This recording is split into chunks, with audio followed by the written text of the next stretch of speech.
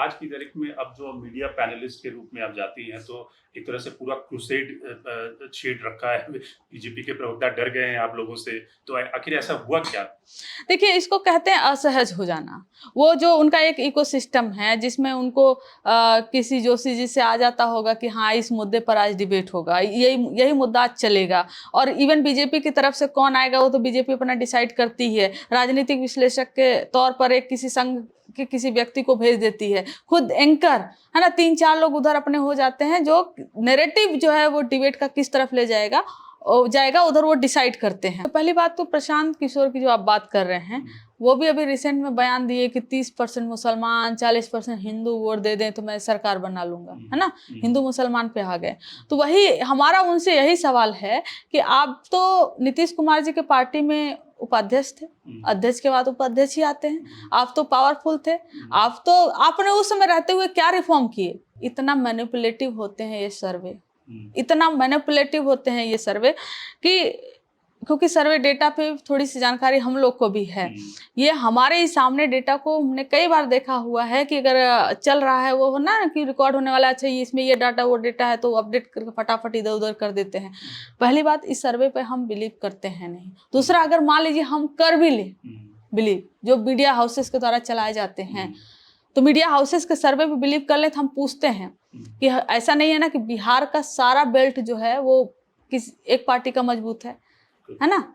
आपका सैंपल कहाँ से आपने उठाया? नॉर्थ बिहार से कितना है आपका, साउथ बिहार से कितना है आपका, है ना, विधानसभा वाइज कितना है आपका, जीते जहां पर है वहां पर कितना है आपका। और आपने टेलीफोनिक सर्वे किया कि आप घर गए, आपने कैसे, जो सर्वे होता है प्रॉपर सर्वे हम लोग रिसर्च में करते हैं, उसका एक फॉर्मेट बनता है जिसमें क्वेश्चनआयर होता है, वो पूछा जाता है, वो फिल कराया जाता है, फिर उसका एक रिपोर्ट होता है। इनका रातों रात सर्वे आ जाता है रिपोर्ट। हम 10,000 सैंपल हमें कलेक्ट करना हो तो हमें कई महीने लग जाएंगे, भले हमारी एक बड़ी टीम हो सर्वे करने में, लेकिन इनका 2 दिन में सर्वे हो जाता है और आ जाता है। और वही इन्हीं के चैनल का देखिएगा कि जब कभी सोशल मीडिया पे सर्वे करते हैं, ट्विटर वगैरह पे, एक्स पोस्ट पे, तो 78%, 80% ऐसे तेजस्वी जी आगे आते हैं।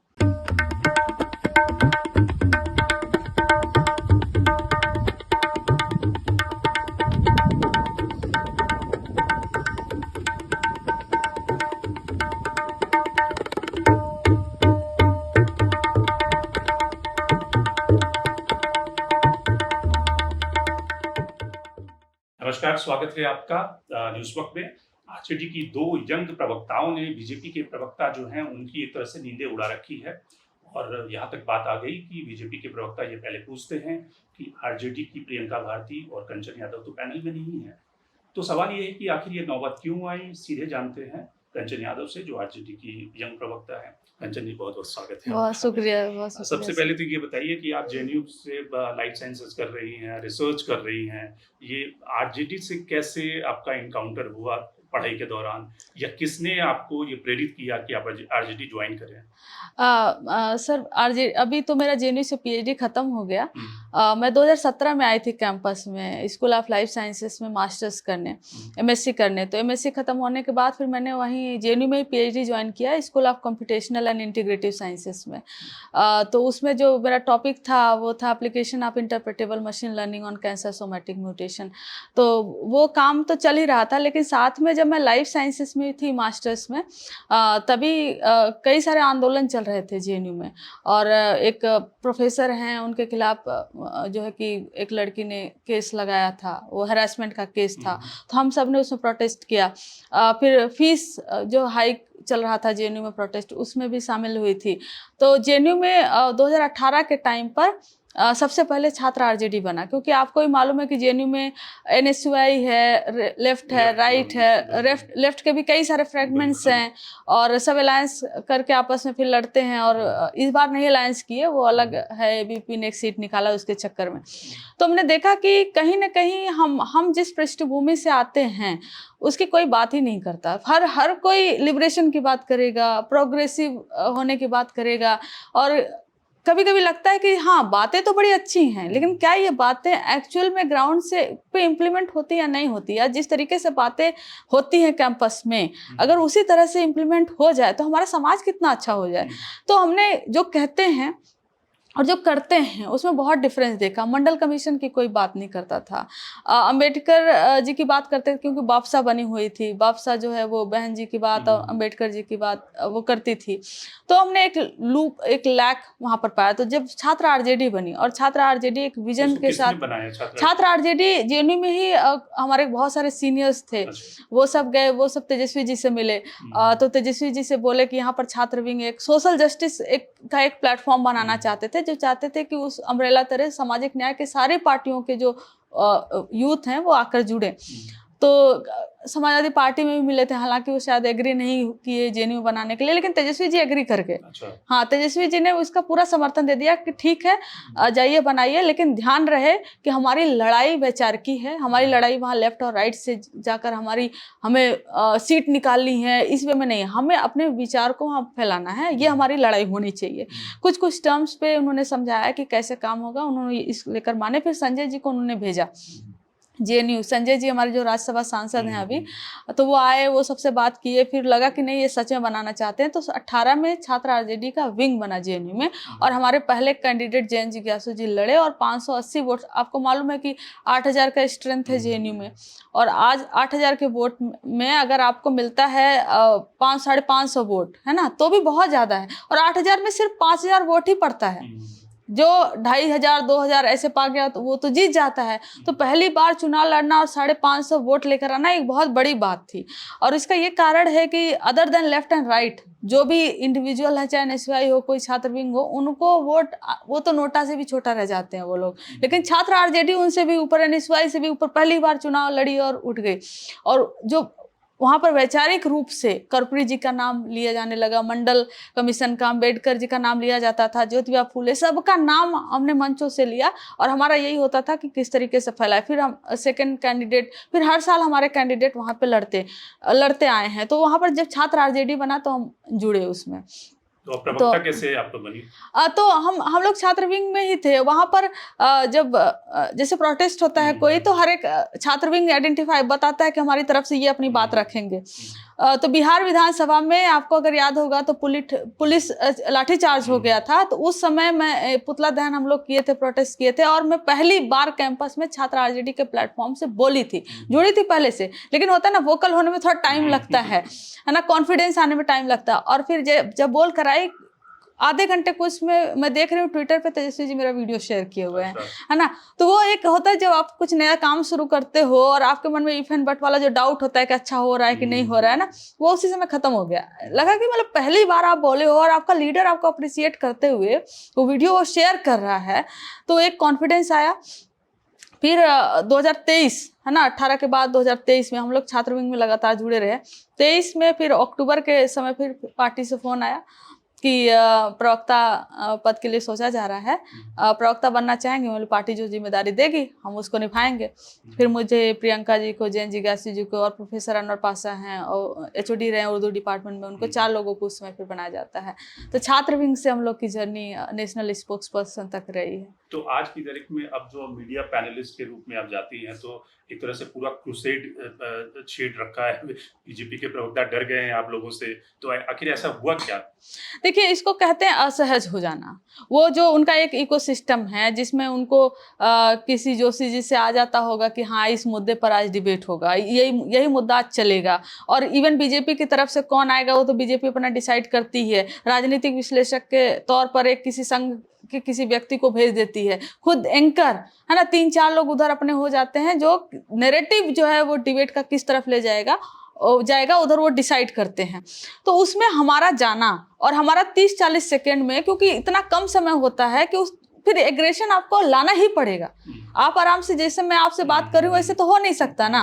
तो वहां पर आपको 40 सेकेंड में आपको अपने पार्टी को डिफेंड भी करना है, उन पर अटैक भी करना है, फैक्ट भी रखना है। तो 30-40 सेकेंड हमारे लिए बहुत महत्वपूर्ण हो जाता है। और उसमें भी जब हम बोल देते हैं, जैसे कल का ही एक वाकया हुआ, एक शो में मैं थी, पता नहीं आप चाहोगे कि मैं उनका नाम लूं या नहीं, मैं नहीं लेती हूँ, है ना। तो रूबिका लियाकत जी के मैं शो पर थी, तो कह रही है कि आप लोग चाह रहे थे इंडिया गठबंधन वाले के SIR पर डिबेट हो, पार्लियामेंट में चर्चा, SIR पर चर्चा कैसे होगा, क्या वहाँ इलेक्शन कमीशन का कोई मेंबर रहता है क्या? मतलब सोचिए कितना तर्क विहीन लॉजिक है। तो मैंने उनसे बस यही पूछा कि आप बोलिए अपने चैनल को कि SIR पर डिबेट नहीं करवाए, क्योंकि यहाँ पर इलेक्शन कमीशन का कोई प्रवक्ता नहीं है कि नहीं है भाई? जब वहां पर पार्लियामेंट में कोई नहीं है इलेक्शन कमीशन से, तो यहाँ पर भी तो कोई नहीं है ना, तो क्यों SIR पर 2-3 महीने से चर्चा करा रहे हो आप लोग?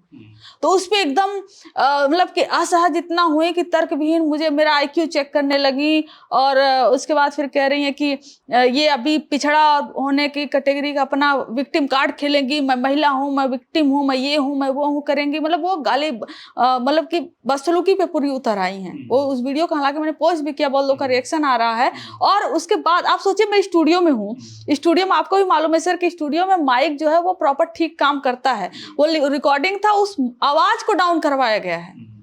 मेरी आवाज को पूरी तरह से, मैंने भी कई बार जब इतना बोल रही, मैंने बोला आप फ्लॉप शो चलाती हैं, आप पूरी तरह से फ्लॉप शो चलाती हैं जो नहीं चलता है, आप अपना IQ चेक करवाइए। पूरे आवाज को मेरे डाउन कर दिया गया है, बस वही जो है कि मुझे पूरी तरह से डिमीन करने की, जबकि मैं कभी भी महिला हूँ, विक्टिम कार्ड इस तरह का खेलने का मैं प्ले ही नहीं करती। तो ये जो बात आई कि बीजेपी के प्रवक्ता ये कहते हैं एंकर को कि भाई अगर ये दोनों बैठेंगे तो हम शो में नहीं जाएंगे, तो क्या लोगों ने बाइकआउट करना शुरू कर दिया? ये चैनल की तरफ से है या प्रवक्ताओं का दबाव था? ये पार्टी की तरफ से था, बीजेपी की तरफ से था। ये दरअसल हुआ क्या, मोदी जी को माँ की गाली वाला पूरा इशू बना रहे थे ये लोग, और उसी समय पार्टी ने मुझे 3 जगह भेजा था, तो तीनों जगह फिर वही असहज हो जाना, फिर मतलब वो होता ना झल्ला जाना टाइप वाला, एंकर झल्ला गए पूरी तरीके से, और वो पूरा आक्रोश उनके चेहरों पर दिखा। तो उसके बाद जब मैं आई तो फिर शाम को 8-9 बजे तक घर पहुंचती हूँ, फिर उसी समय फोन आता है 1-2 चैनल से, कि 2 चैनल से आता है कि आपको बीजेपी ने बैन किया। मैं बोली मुझे बीजेपी क्यों बैन करेगी, मैं बीजेपी के प्रवक्ता हूँ नहीं, है ना। बीजेपी तो भाई अपने प्रवक्ताओं को बैन करे, जो गाली देते हैं प्रेम शुक्ला उनको बैन करे, जो बिना पजामा के बैठ जाते हैं उनको बैन करे, लेकिन हमें क्यों बीजेपी बैन करेगी? फिर बोले नहीं कुछ आपने कहा है क्या? मैं बोली नहीं, मैंने तो कुछ ऐसा कोई अटैक तो किया नहीं, गाली गलौज तो दिया नहीं है, लेकिन फिर भी मुझे वो क्यों बैन करेगी? तो फिर हम अपने पार्टी से कम्युनिकेट किए, तो मतलब कि अपने चीफ स्पोक्स पर्सन को बताए।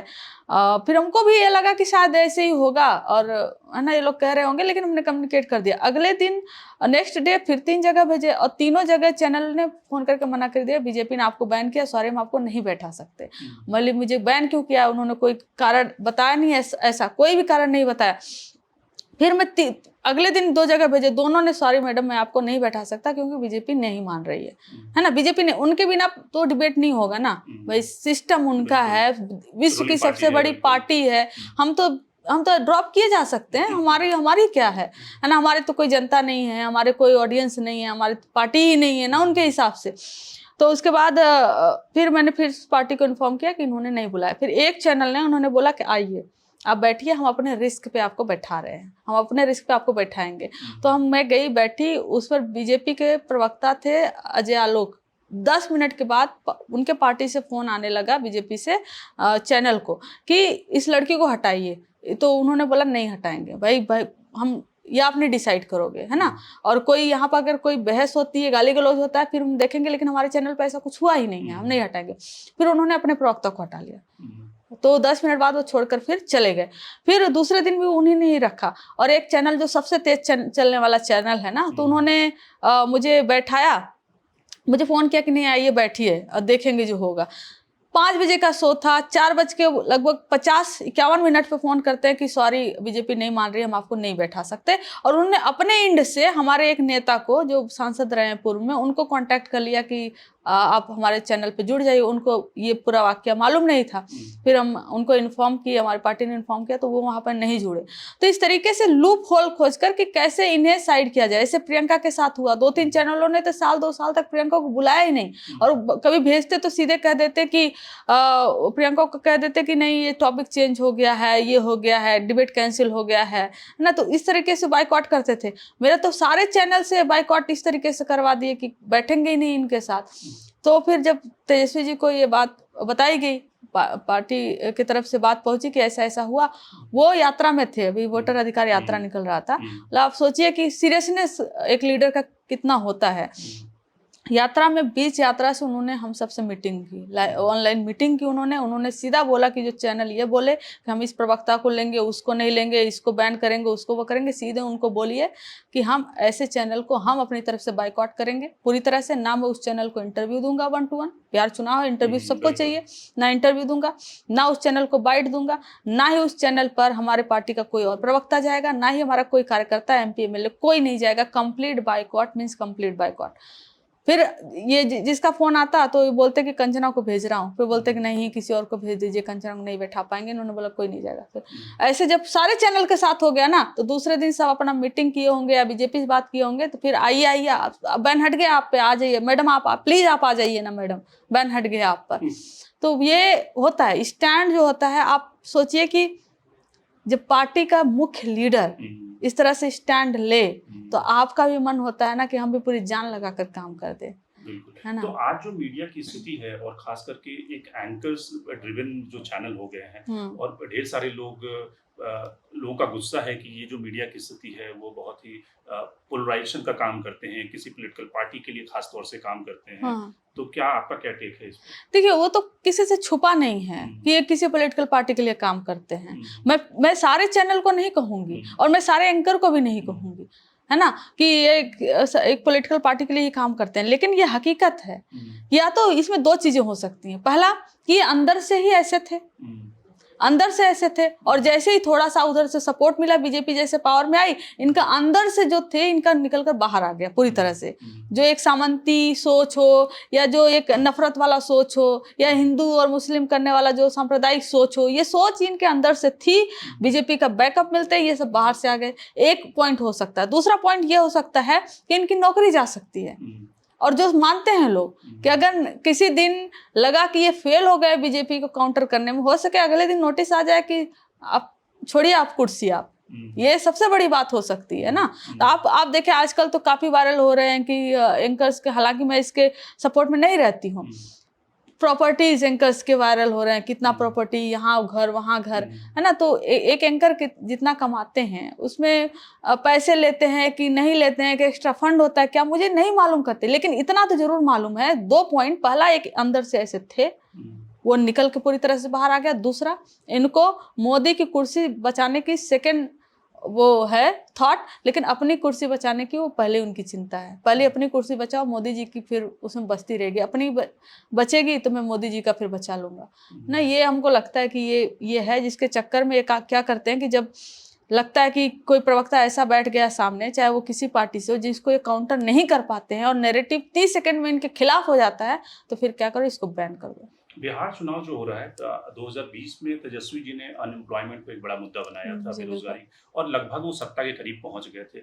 इस चुनाव में वो सारा जो इशू है वो प्रशांत किशोर ने हाईजेक कर लिया है। नहीं, अभी देखिए, पहली बात तो प्रशांत किशोर की जो आप बात कर रहे हैं, वो भी अभी रिसेंट में बयान दिए कि 30% मुसलमान 40% हिंदू वोट दे दें तो मैं सरकार बना लूंगा, है ना। हिंदू मुसलमान पे आ गए। तो वही हमारा उनसे यही सवाल है कि आप तो नीतीश कुमार जी के पार्टी में उपाध्यक्ष थे, अध्यक्ष के बाद उपाध्यक्ष ही आते हैं। आप तो पावरफुल थे, आपने उस समय रहते हुए क्या रिफॉर्म किए नीतीश सरकार में, और आज आप नौकरी देने की बात कर रहे हो, और आप ही का फोटोज वायरल होता है, और आप ही सीना ठोक कर बोलते हो कि मोदी सरकार 2014 में आप बनवाए थे, काम किए थे। तो आप ऐसे सांप्रदायिक शक्ति को, आप ऐसे दंगाई लोगों को सत्ता में आप बैठाने का खुद दावा करते हो, और आप जो फिर कहते हो कि इन्हीं के अगेंस्ट आप आकर फिर आप नौकरी भी दोगे। ये तो दोनों अलग डायरेक्शन में हो गया ना। एक तो आप ऐसे लोगों को बैठाने का सत्ता में दावा करते हो जो कि नौकरी देती नहीं, नौकरी छीनती है, और दूसरे कहते हो कि हम इन्हीं के अगेंस्ट आकर हम नौकरी भी देंगे आपको। ये तो बड़ा कॉन्ट्राडिक्टरी है, और इनको लगता है कि जनता इन पे भरोसा कर लेगी। इन पे नहीं करेगी जनता भरोसा। इनका एक ही मकसद है कि किसी भी पार्टी में, चाहे वो कोई भी पार्टी हो, वहां से हर किसी को टिकट नहीं मिल सकता है। ये भी हकीकत होती है। कोई भी पार्टी हो, कोई ना कोई नाराज होता है, फिर लीडर उनको मनाते हैं, आगे का बोलते हैं कि आगे आपका ख्याल रखा जाएगा। ऐसे कैंडिडेट को उठाओ जिनको उस पार्टी में टिकट नहीं मिला, और ऐसे कैंडिडेट को ये जो है उसका भी कुछ अपना पर्सनल वोटर होगा, बस हाँ इतना % वोट हमें मिल गए, ये दिखाने के लिए इनके पास हो जाएगा। आप बताइए, ये कैंडिडेट लेकर आएंगे जदयू से जिनको टिकट नहीं मिला, एक कैंडिडेट लेकर आएंगे आरजेडी से जिसको टिकट नहीं मिला, लाएंगे बीजेपी से, लाएंगे चिराग पासवान जी के पार्टी से, लाएंगे कुशवाहा जी की पार्टी से, है ना। अब आप बताइए सारी पॉलिटिकल पार्टियों के जो बागी लोग होंगे उनको आप लेकर आओगे और टिकट दोगे, आपकी आइडियोलॉजी क्या है? आपके कैडर की क्या आइडियोलॉजी है? कॉमन आइडियोलॉजी है क्या? ना आपके आइडियोलॉजी आरजेडी की आइडियोलॉजी है, ना आपकी जदयू की है, ना बीजेपी की है, ना चिराग पासवान की है। अरे आप तो सारे पार्टियों के कुछ कुछ लोगों को बटोर बटोर को एक नंबर दिखाने की कोशिश कर रहे हो बस ना। इसके अलावा है क्या आपके पास? ना आइडियोलॉजी है। आप बीजेपी को पावर में लाने का दावा करते हो और उसके खिलाफ कहते हो हम ये कर देंगे वो कर देंगे, फिर कहते हो कि मुझे इतना हिंदू और इतना मुसलमान वोट दे दें। तो ऐसे नहीं चलता। क्लैरिटी कहाँ है आपकी? आप एक गुमराह करने के लिए आए हो, जो बीजेपी का बी टीम बन के आए हो। और आपको याद होगा कि बीपीएससी का बहुत बड़ा प्रोटेस्ट चल रहा था पटना में, तेजस्वी जी मिलने गए थे और बहुत शांतिपूर्वक हो रहा था और इतना भयंकर वो बनता जा रहा था कि उसके बाद फिर इनको भेजा गया और ये गए तो पुलिस लाठीचार्ज कर दी और पूरा अस्त व्यस्त हो गया। तो हम तो सीधा कहते हैं बीजेपी जब फंसती है प्रशांत किशोर पांडे को आगे करती है। तो लेकिन वो तो बीजेपी वाले कह रहे हैं कि ये आरजेडी की बी टीम है जो लगातार वो मंगल पांडे से लेके संजय जायसवाल, दिलीप जायसवाल सब पे अटैक कर रहे हैं। तो बीजेपी कह रही है आरजेडी की टीम है, आरजेडी कहती है बीजेपी की टीम है। प्रशांत किशोर कहते हैं कि ये लोग डिसाइड कर लें कि मैं किसकी बी टीम हूँ। बीजेपी कहती है, बीजेपी कह देना कि ये बीजेपी इनको राष्ट्रीय उपाध्यक्ष के लिए नीतीश जी की पार्टी में नहीं भेजी थी। बीजेपी कह दे कि इनका कोई योगदान नहीं रहा है 2014 में। बीजेपी कह दे कि आज हर एक पॉलिटिकल पार्टी को जो पैसे पे काम करती है, जिसके पास पैसे हैं उस पर ईडी और सीबीआई के रेड नहीं पड़वाती बीजेपी। आज तक पड़ा क्या इन पर? इनके पार्टी में एक एक स्टाफ पैसे पे है, इनका वर्कर पैसे पे है, इनका स्टाफ पैसे पे है, इनके प्रवक्ता पैसे पे है, इनकी पूरी पार्टी पैसे पे है, कोई आइडियोलॉजी नहीं है। और जिस दिन पैसे देना बंद कर देंगे सबके सब भाग जाएंगे। टिकट आप कहाँ किसको देगा? जो दूसरी पार्टियों में बागी बन के आएगा। स्टाफ आप पैसे पे रखे हो और ईडी सीबीआई का तो कोई, आप सोचिए ना, जो अपने वर्कर को पैसे पे रख ले, स्टाफ को पैसे पे रख ले, उसके यहाँ कोई ईडी सीबीआई का छापा ही नहीं पड़ता है। क्यों? बी टीम हमारी, बी टीम किसकी है वो तो मालूम है ना। हमारी कभी सरकार बनवाए क्या? हमारे साथ कभी दिखे भी हैं क्या? लालू जी पर वो आदमी लालू जी का नाम भी ढंग से नहीं लेता और वही लैंग्वेज बोलता है जो बीजेपी और मीडिया सदियों से बोलते आई है, दशकों से बोलते आई है। बी टीम हमारी है। एक सवाल ये कि अक्सर हाँ आरजेडी के ऊपर ये आरोप लगाया जाता है कि ये परिवारवाद को बढ़ावा देती है। अभी रोहिणी जी ने एक ट्वीट किया जिसमें उन्होंने ये आरोप लगाया कि, एक आरोप नहीं लगाया, मतलब उन्होंने एक फोटो ट्वीट किया, उसका ये मतलब था कि एक तरह से संजय यादव पार्टी को चला रहे हैं। तेज प्रताप भी इसी मुद्दे पर संजय यादव से नाराज थे। तो आखिर आरजेडी को चला कौन रहा है? नेता तेजस्वी जी चला रहे हैं, तेजस्वी जी चला रहे हैं, लालू जी चला रहे हैं, राष्ट्रीय अध्यक्ष लालू जी हैं। और अभी हमारा नेशनल कॉन्फ्रेंस हुआ था जिसमें एक रेजोल्यूशन पास हुआ।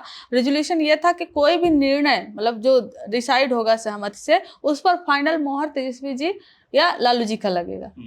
वो चला रहे। अच्छा, हम आपसे ही पूछते हैं सर कि क्या संजय यादव जी बिहार के मुख्यमंत्री बन सकते हैं? नहीं। वो हर एक पार्टी के पास अपने निजी सलाहकार होते हैं, हर एक लीडर के पास होते हैं और खासकर वो दोस्त भी हैं तेजस्वी जी के। तो ये हमको लगता है ना कि बीजेपी के पास हथियार अंत में क्या बचता है? परिवार पर ही अटैक करो। परिवार पर अटैक करने से क्या होता है? वही रोहिणी जी ने बाद में 2 फोटो और पोस्ट किया जिसमें फातमी जी आगे बैठे हुए हैं, है ना, शिवचंद्र जी आगे बैठे हुए हैं। तो उस पर कोई फर्क नहीं पड़ता, उनको नहीं दिखाई देता। इनको चाहिए कि कैसे बताओ कि घर में क्लेश है, परिवार में क्लेश है, उसका मुद्दा बनाकर आप राजनीति करोगे तो कितना छिछला आपकी राजनीति है। हम माँ पे राजनीति नहीं करते। जो अपनी माँ पे राजनीति कर लेना वो किसी भी हद तक जाकर किसी के घर में घुसकर फिर राजनीति कर सकती है।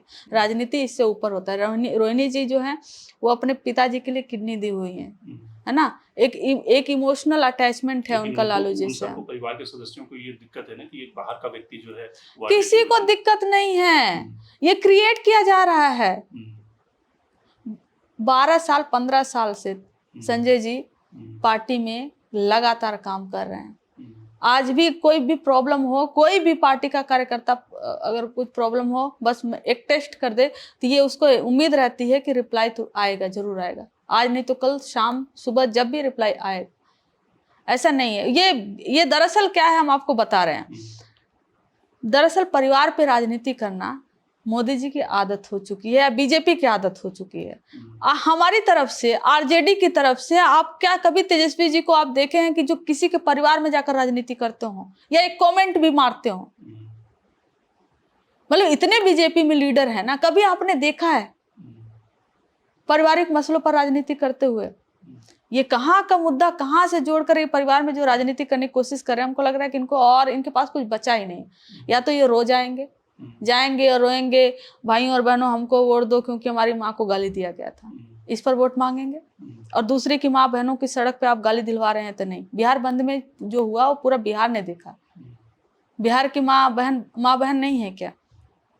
और अभी जो अपनी माँ के मृत्यु के समय एक हमारे हिंदू कल्चर में एक होता है ना, रीति रिवाज की मुंडन होता है, और उस समय तो आप कर्नाटका में चुनाव प्रचार कर रहे थे। आप पिंडदान के समय तो आप थे भी नहीं, आपके छोटे भाई जाकर पिंडदान किए थे, आपने मुंडन भी नहीं करवाया था। लालू जी इस बात को लेकर बोले थे कि मोदी हिंदू नहीं है क्योंकि मुंडन नहीं करवाए थे। याद होगा आपको 2024 को लोकसभा, तब भी इन्होंने एक मुद्दा बना लिया था। हर बात सिर्फ मोदी के इर्द गिर्द नहीं हो सकती है। मोदी देश नहीं है और ना ही देश मोदी है, ये दो अलग चीजें हैं। एक प्रधानमंत्री हैं, तो परिवार में हम मतलब कि हम भी अगर इस स्तर पर उतर जाए फिर मोदी जी की पत्नी पर राजनीति करने लगे हैं, है ना, अच्छा लगेगा क्या? अभी एक वीडियो कांग्रेस की किसी आईटी सेल के मेंबर ने मोदी जी की माँ का एक वीडियो बनाकर अपलोड कर दिया था। हमने कंडेम कर किया उसको। उस दिन मैं जितने भी डिबेट शो में थी, हमने बोला ये कतई बर्दाश्त करने लायक नहीं है भाई, जो गलत है सो गलत है, चाहे जो करे। लेकिन इसका ये मतलब नहीं ना कि आप परिवार में उतर कर राजनीति करने लगो। एक जो सवाल है कि ज्यादातर जो अभी तक सर्वे आ रहे हैं वो दिखा रहे हैं कि तेजस्वी यादव मुख्यमंत्री पद के सबसे कॉम्पिटेंट कैंडिडेट है। 36% 33% उनकी पॉपुलैरिटी है।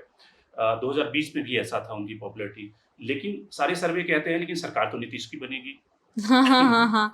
अरे भाई, आपको हकीकत मैं बताऊं, इतना मैनिपुलेटिव होते हैं ये सर्वे, इतना मैनिपुलेटिव होते हैं ये सर्वे कि क्योंकि सर्वे डेटा पे थोड़ी सी जानकारी हम लोग को भी है।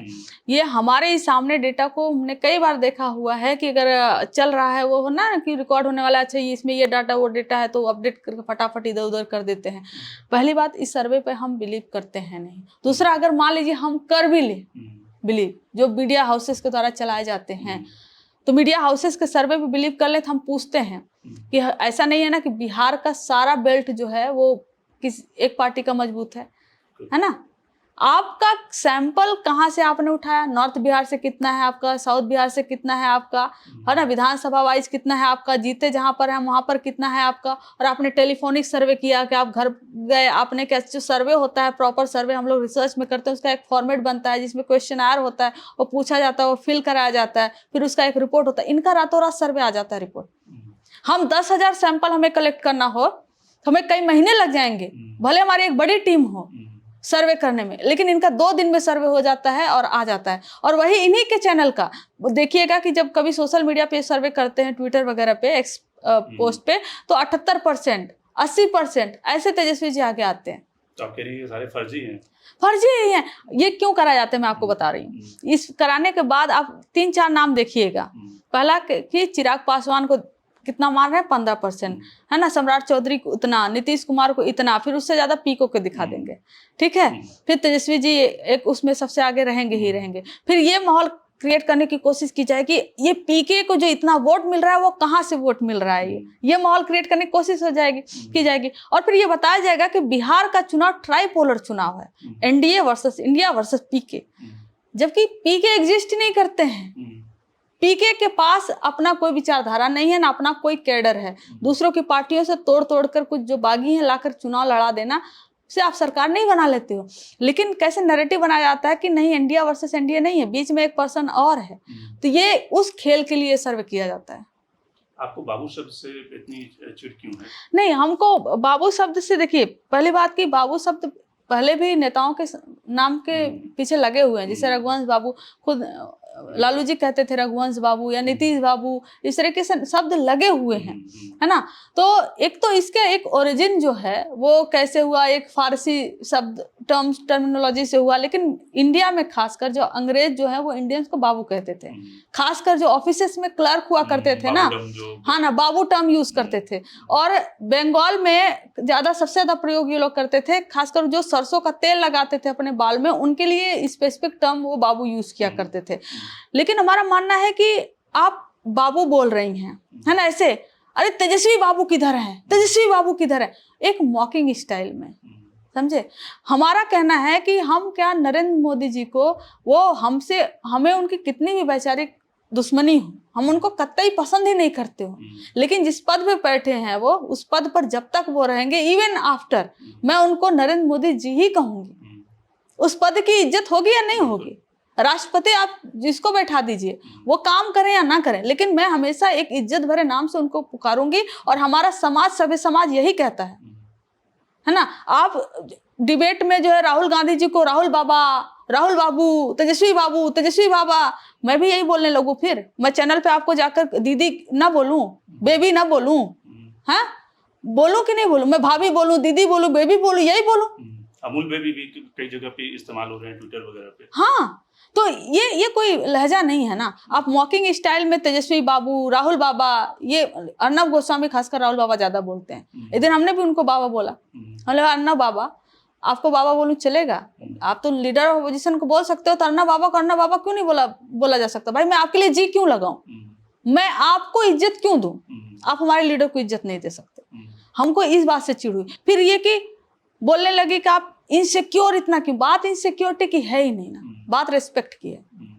बात यह है कि हमें लगता है कि आप देखेंगे कि जितना भी वंचित समाज से लीडर उभरे हैं, है ना, आपसे ही मैं पूछ रही हूँ, कोई दलित बहन मायावती जी मुख्यमंत्री बनी तो सिर्फ दलित के वोटर से नहीं बनी ना, तो उनको क्या कहा जाएगा, दलितों की सबसे बड़ी लीडर। क्यों? दलितों की सबसे बड़ी, ओबीसी की भी लीडर हो सकती हैं, वो अपर कास्ट की भी लीडर हो सकती हैं, मुख्यमंत्री, सबका वोट मिला हुआ। अब हमें क्या किया जाता है आरजेडी को, एमवाई एमवाई एमवाई, जबकि हमें और भी समाज के वोट मिलते हैं। हमारे लीडर बहुत, रघुवंश जी चाहे हो, रघुनाथ झा जी हो, बहुत सारे लीडर, मनोज जी हो, बहुत सारे लीडर रहे हैं जिनके जो वोट लाते थे, जो जीतते थे। तो एमवाई क्यों कहा जाता है? ताकि इनको इसी समीकरण में समेट दो कि इनके पास इससे बड़ा, है ना, और है ही नहीं, यही इनका जोन है। और ये हकीकत नहीं है। 2024 के लोकसभा चुनाव में 15% हमारा वोट बढ़ा था, और कुशवाहा समाज को टिकट जो है कई सारा दिया गया था, वो भी वोट, आज पिछड़े समाज से वोट मिलता है, हमें दलित समाज से हमें वोट मिलता है, लेकिन एमवाई में आपको फिट कर दिया जाता है और उसके बियॉन्ड जनता को दिखाया ही नहीं जाएगा। अरे देखो, मुस्लिम और यादव के अलावा इनके पास कोई है नहीं, ये समेटने की कोशिश होती है। चिराग पासवान जी के पिता रामविलास पासवान जी, वो भी बहुत बड़े नेता रहे हुए हैं, उनको भी दलित लीडर कहा जाएगा। कभी आपने देखा है कि अरे ये ठाकुर नेता है, अरे यह ब्राह्मण नेता है, अरे यह भूमिहार नेता है? नहीं कहा जाता है। महिला नेता कोई आ गई तो महिला नेत्री, महिला नेत्री क्यों? महिला सिर्फ महिलाओं के लिए है क्या? ऐसा नहीं होता ना। तो वो जिस सिस्टम पे, जिस पोस्ट पे जिसके लिए काम करेगी, उसके वहां पर वो पुरुषों के लिए भी काम करेंगे, महिलाओं के लिए भी काम करेंगे। कई बार हमने ऑब्जेक्शन जो शुरू में करते थे लोग, अब बंद कर दिए। जैसे ही कोई मुझे कहता था महिला नेत्री, मैंने टोकती थी, महिला नेत्री नहीं, नेता बोलो। तो ये हम, इसलिए हमको लगता है कि ये जो दायरा है ना सोचने का, कि मॉक करके किसी का नाम बिगाड़ दो। लालू जी को भी एक समय पे जो है कि आज भी जेएनयू में बहुत सारे ऐसे लोग हैं जो लालू जी को ललुआ ललुआ कहते हैं, है ना। और ये तो जब से हम छात्र आरजेडी बना और हम आए, तब से लालू जी को इज्जत से नाम बुलाने लगे। और सबसे ज्यादा दुख लेफ्ट और राइट दोनों को इक्वली हुआ था जब छात्र आरजेडी बन रही थी।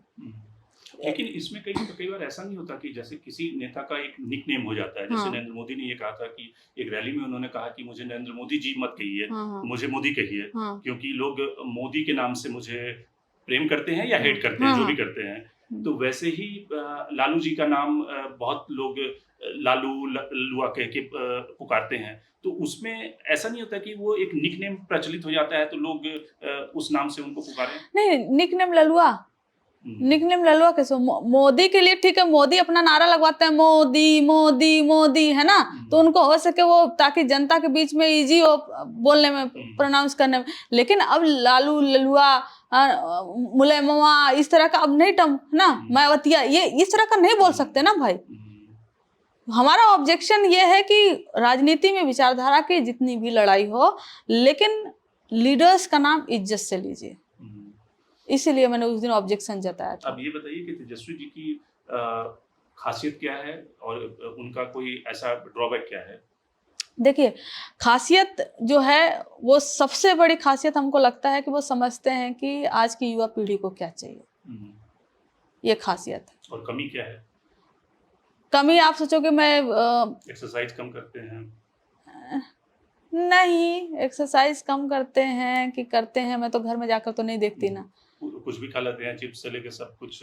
नहीं, हमने जो देखा है, जो हम लोग के साथ या कभी गए खा रहे हैं, या कभी किसी रिपोर्टर से बात कर रहे हैं, बस में जाते हुए खा रहे हैं, तो जो बिहार का जो लोकल डिशेस होते हैं मैंने वही ज़्यादा खाते हुए देखा। कभी सत्तू बना रहे हैं हाथ से, कभी लिट्टी चोखा खा रहे हैं, तो लोकल डिशेस को, और ज़रूरी भी है प्रमोट करना। कौन नहीं अपने डिशेस को प्रमोट करता है, जीआई टैग दिलवाता है, डिशेस को प्रमोट करता है। और खाखरा फाफड़ा का नाम लीजिए तो आप तुरंत गुजरात के बारे में सोचेंगे, है ना। और डोसा इडली का नाम लीजिए तुरंत आप साउथ के बारे में सोचेंगे। हैदराबादी बिरयानी का नाम लीजिए, तो भाई ऐसे हर लीडर अपने लोकल डिशेस को प्रमोट करता है। तेज प्रताप जी से क्यों एक पार्टी में तेज प्रताप भी रहे, रोहिणी भी रहे, सब रहे, तो उसमें क्या दिक्कत है? कोई किसी को दिक्कत नहीं है। तेज प्रताप जी को बाहर कर दिया गया ना? नहीं, तो वो लालू जी का लिए वो डिसीजन लिए। लालू जी राष्ट्रीय अध्यक्ष हैं, और जिस बेसिस पे वो परिवार के मसले में लिए या सार्वजनिक तौर पे किस मसले में लिए वो लालू जी जानते हैं। और उनसे ज्यादा पीड़ा किसको होगी, उनके बेटे हैं, उन्होंने लिया ना डिसीजन। तो उसमें राजनीति करने वाले हम क्या होते हैं? कोई भी अपने बेटे को पार्टी और परिवार से बाहर निकाले, इतना आसान डिसीजन तो नहीं है ना। तो ये लालू जी ही बता सकते हैं कितना टफ डिसीजन है और उन्होंने क्यों लिया क्यों नहीं लिया। लेकिन परिवार के मामले में हम कोई टिप्पणी नहीं करना चाहते हैं। आपको भारतीय राजनीति में, चूंकि आप पीएचडी स्कॉलर हैं, आपने पूरा रिसर्च पूरा कर लिया, भारतीय राजनीति में आपके लिए कोई आइडियलिज्म या कोई ऐसा नेता जो लगता हो कि इससे आप इन्फ्लुएंस्ड हुई हो? नहीं, अगर मैं इन्फ्लुएंस होने की बात करूं तो मैं बहुत सारे लीडर जो अभी हैं भी नहीं, जो अभी हैं, मैं बहुत सारे लीडरों से इन्फ्लुएंस हुई हूँ। चाहे वो ज्योतिबा फूले जी से हों, अगर वो नहीं होती तो शायद शिक्षा के मार्ग अभी भी नहीं खुले होते हमारे लिए। महात्मा ज्योतिबा फूले हों, महात्मा गांधी हों, अम्बेडकर जी हों, और आज के टाइम पर भी अगर ले लें तो मुझे लगता है कि हर एक लीडर जिनका योगदान रहा है मंडल कमीशन को इम्प्लीमेंट करने पे, मैं उसकी बेनिफिशियरी हूँ। और मैं पूरे दावे से कहती हूँ कि अगर मंडल कमीशन नहीं होता तो मैं नहीं होती। पूरे दावे से कह रही हूँ मैं। मुझे ग्रेजुएशन में एक स्टेप के लिए मुझे बेनिफिट मिला, उसके बाद ही मैं मजबूत हो पाई हूँ अच्छी तरीके से। तो वो हर एक लीडर जिनका योगदान रहा है मंडल कमीशन में, चाहे वो लालू जी हों, चाहे शरद जी हों, चाहे बहन मायावती जी हों, चाहे रामविलास पासवान जी हों, नेताजी मुलायम सिंह यादव जी हों, जितने भी लीडर रहे हैं, हमें इस बात से इस पर कोई फर्क नहीं पड़ता कि बाद में वो किसके साथ गए, किसके साथ सरकार बनाए, किसके बी टीम बने, सी टीम बने, वो एक अलग एक राजनीति का हो सकता है। लेकिन वो लीडर जो जिनका भी योगदान थोड़ा भी रहा इस चीज़ को, वीपी सिंह जी हों, फिर अर्जुन सिंह जी हों, बाद में यूपीए 2 में जो रिजर्वेशन का एक लागू कराया रिकमेंडेशन, इन सब का योगदान रहा है, सबका इन्फ्लुएंस रहा है। बीजेपी में किसी नेता से इन्फ्लुएंस हुई है? बीजेपी में मैं सुषमा स्वराज जी को बहुत सुनी हूँ। मतलब आई थिंक मतलब बहुत अच्छी स्पीकर, बहुत अच्छी स्पीकर। और मुझे नहीं लगता कि बीजेपी में उनके बाद से कोई उस तरीके से स्पीकर आया है। मैं उनके बोलने के अंदाज पे, जो भी उनकी आइडियोलॉजी रही हो, या एक मतलब वो बहुत फैसिनेट करता है ना जब वो मनमोहन सिंह जी बात करते हैं ना शेरो शायरी के अंदाज में, तो हमको नहीं लगता कि वो उस तरह की लीडर है ना कोई अभी तक आया है बीजेपी में जो जिससे मैं प्रभावित हुई हूँ। अब तो ट्रोलर, जो अब तो गालीबाजों को प्रमोट किया जाता है, बोलने वाले को नहीं, गालीबाजों को। बीजेपी में कोई लीडर नहीं है, सब ट्रोलर हैं। कौन है लीडर? एक तो झूठ बहुत बोलते हैं इनके बड़े बड़े से लीडर। मैं आप ही से पूछ रही हूँ ना, मैं आपसे पलट के पूछ लूं कि आप बताइए आपको कौन सबसे ज्यादा पसंद है। हालांकि आप इंटरव्यू कर रहे हैं, मैं नहीं पूछूंगी आपसे, लेकिन ट्रोलर्स को प्रमोट करना, गालीबाजों को नहीं हटाना, संसद में अगर जो गाली दिया आतंकवादियों, कठुआ, वो ये क्या, अगर उसको निकाल देती बीजेपी, अगर मतलब कि सुरेंद्र राजपूत जी की माँ को जो गाली दिया अगर निकाल देती उसको बीजेपी, या एक बिना पजामा के पहन आ गया उसको निकाल देती बीजेपी, और मोदी जी अपनी माँ पे राजनीति नहीं करते, बहुत सारे स्टेप ऐसे लेकर बीजेपी अपने स्टैंडर्ड को मेंटेन कर सकती थी, लेकिन नहीं की। तो करंट में तो कोई नहीं, पूर्व में मुझे सुनना बहुत पसंद था, अभी भी कभी वीडियो सुन लेती हूँ सुषमा स्वराज जी की। आप आती हैं यूपी से, कभी आपने समाजवादी पार्टी का दरवाजा नहीं खटखटाया? सबसे पहले कि मैं मेरे ओरिजिन मेरे सासाराम बिहार से ही है। हाँ, तो बाद में हम लोग वहाँ अच्छा। हाँ गए, महाराष्ट्र में कुछ समय तक थे क्योंकि हमारे ग्रैंडफादर उधर काम अच्छा। करते थे। फिर हम लोग जौनपुर में रहे हुए हैं। हम्म। तो समाजवादी पार्टी का दरवाजा, हाँ, मैं उनको जरूर मतलब कि एक शुभचिंतक के नाते जरूर कहूँगी कि समाजवादी पार्टी में भी जो है कि यंग यूथ को स्पेस मिले, बोलने का मौका मिले। नहीं, हमारा उधर कभी कोई रुझान नहीं रहा। हम पहली बात कि हम कभी सोचे नहीं थे राजनीति में आएंगे। हम जेएनयू आए और जेएनयू में पहली बार सामाजिक न्याय की एक पार्टी छात्र आरजेडी बनी, जिससे लालू जी को तो हम लोग सुनते ही थे और एक लगाव हमेशा से रहा हुआ है। तो यहीं से जुड़े, कभी सोचा ही नहीं कभी, और ना ही कभी सोचेंगे। तो अंतिम सवाल कि आपने जो ये एक्सेंट, जो आपका बोलने का अंदाज है, वो बिहार में आप कितने साल रही जिसकी वजह से आपका बोलने का अंदाज बिहार वाला है, या आपने बाद में उसकी कोई ट्रेनिंग ली है? नहीं, मैं ना ये बहुत होता है। दरअसल क्या हुआ कि मैं बीएचयू में ग्रेजुएशन कर रही थी, मेरी बेस्ट फ्रेंड जो है वो जो है कि कैमूर से थी। मेरे दोस्त भी हमेशा बने ना वहीं से। फिर मैं जेएनयू आई, मेरे दोस्त जो कि अभी पीएससी में ऑफिसर वगैरह हैं, कई जगह एसडीएम वगैरह हैं, जो जेएनयू में दोस्त बने थे शुरू में, और अभी भी कई से हमेशा से उन्हीं से बातचीत होती रही। तो मेरा टोन ही वैसा होता चला गया। हाँ। क्योंकि हाँ। मैंने सुना, आपको लगा कि या तो बिल्कुल ये बिहार में रही हैं काफी साल, या इन्होंने कोई प्रैक्टिस की है इस लैंग्वेज? नहीं, मेरे दोस्त ही हमेशा से रहे हैं। हम लोग का लैंग्वेज में तो बहुत सारे जो लैंग्वेज समझती भी हूँ, और होता है कि आप टोन भी बदल जाता है। नहीं, हमारे दोस्त का हमेशा से, क्योंकि सबसे ज्यादा बात आप दोस्तों से करते हैं। चलिए, बहुत बहुत धन्यवाद हमसे जुड़ने के लिए। और जिस तरह से आरजेडी की दो young vibrant spokes person participate कर रही हैं और अपने मुद्दे उठा रही हैं, निश्चित रूप से आरजेडी का जो भविष्य है और आरजेडी की जो आइडियोलॉजी है उसको प्रमोट करने में इनका काफी बड़ा योगदान रहने वाला है, और फिलहाल है भी। बहुत बहुत धन्यवाद। धन्यवाद आपका सर।